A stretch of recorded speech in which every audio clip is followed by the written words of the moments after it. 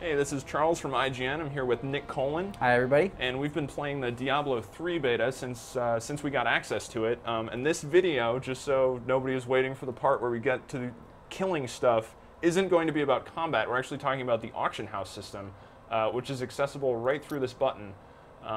And isn't fully implemented into the game, but you can do a few things with it so far. That's true. And I mean, the auction house system, this is just the virtual currency part, although there is a real money system. There is a real money system. That's probably we're probably going to see that at launch. I don't know if they're going to implement that for the beta, just because I don't know how they would. If they're going to wipe things, there's no point in buying things. No, there's. I mean, I would be willing to bet every cent that I've ever made that they're not putting a real money system into the beta. No. So, but that basically means you can spend your hard-earned real-world cash on purple items and fancy hats for your character with horns on them and glowing swords. Yeah.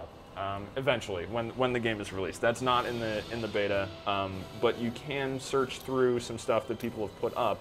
You can't search for gems. Crafting and dyes isn't available in the beta. Tomes and pages, and some of the stuff. I mean, I haven't found any gems. Yeah. I'd assume they're not in the beta, just like runestones aren't in the beta. And the crafting stuff, there's only like a few crafting items. Yeah, I think I saw one page for tomes. It is very limited, but you can search for some items. For instance, I would like to buy a new axe for my barbarian.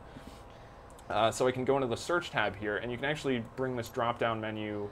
Really creative with the names there. Any of your characters, yes. My incredibly creative naming system.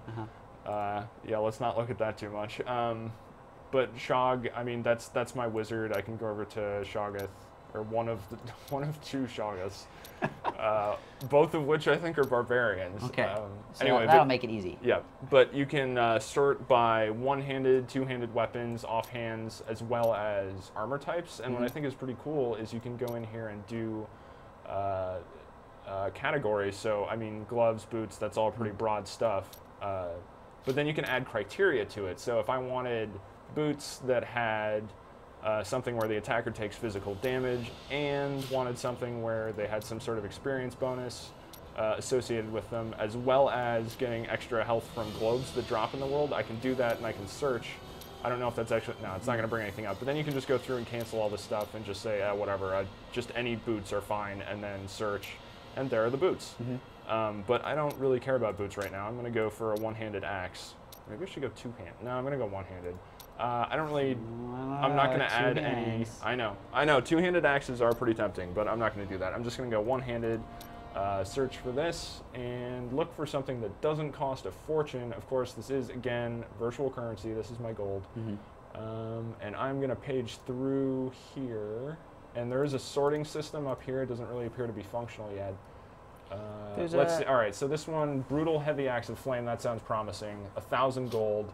I look at it here, has a big critical hit damage bonus, some extra fire damage, has a very fancy logo.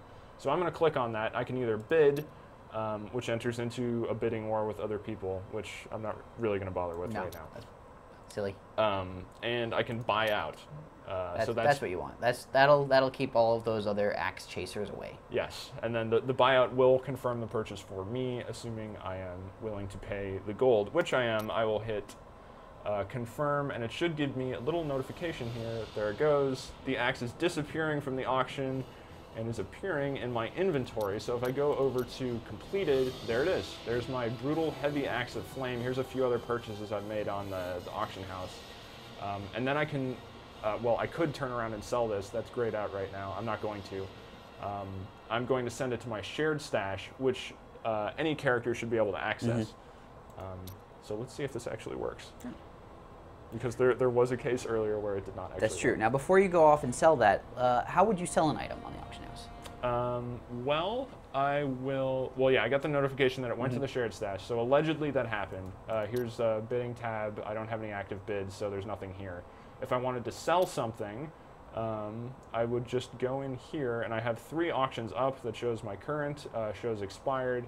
I go over to the equipment tab, and I can pick from my, there's my fire axe. It says it's in the shared stash. Cool. So if you wanted to, you could flip that axe. I could sell that right now. There's the option for it, but I'm not going to because I like it. I'm going to go over to these gloves, and I did want to point out that you can actually access individual character inventories. If you go in here, this is everything my wizard is wearing, including equipped stuff. That's why this this gold belt is on here, which I don't want to touch. Ooh, so yeah, I know. special. Very fancy.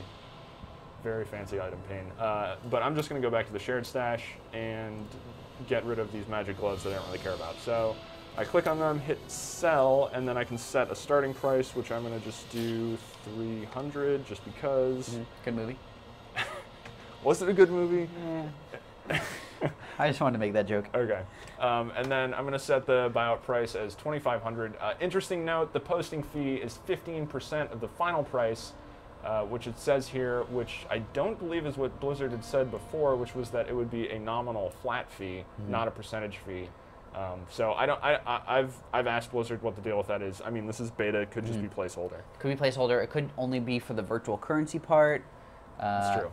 There are a few different reasons that might be there, but Yeah, we'll find out for sure soon. Yep, I'm not exactly sure, so I don't want to say anything definite there yet.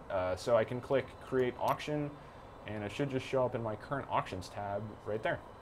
I can cancel for a little bit. I have about 5 minutes left until I can cancel, but otherwise it's just sitting on the auction. Anyone can bid on it. Apparently my pricing is terrible because no one has bid on anything. No. Although I don't really know if many people are even using the system yet. If you were watching this right now, you should go buy some gloves. Yeah, I hear there's some great stuff on the auction, specifically this stuff. You should definitely buy that stuff.